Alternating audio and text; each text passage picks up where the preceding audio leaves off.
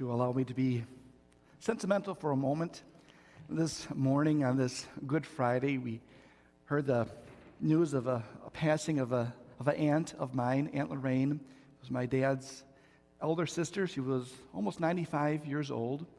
And on this Good Friday, to learn of this passing of this very good woman, one of the most gentlest and kindest person I ever had the privilege of knowing,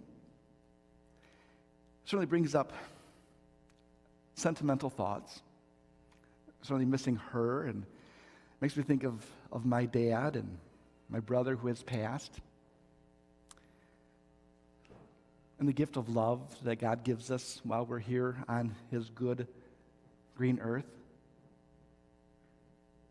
I was thinking this morning about my brother Dan and my dad. There's a story that when he was a young child, he would immediately, as soon as school was finished and he was home, he would run down to the end of the driveway.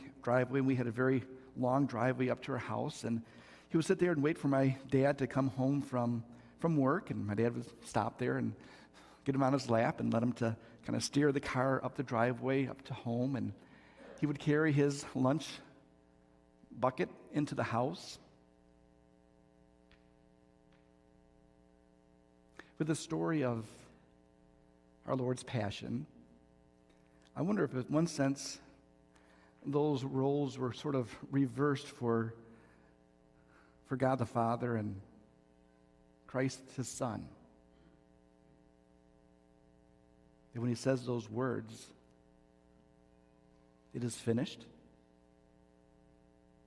he finally has his appearances to his disciples. He finally has his ascension back home. Was the Father waiting for him? I believe so.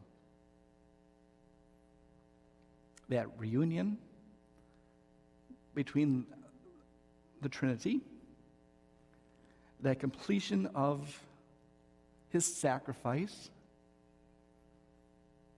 the complete outpouring of his love for us on this Good Friday, ultimately is what gives us hope. Ultimately gives us that trust in his promise. That his love, his light, always breaks through. In a few moments, we will have the time for adoration of the cross. It's time for each one of us to come forward and maybe think about those people in our own lives that we have loved and that have loved us.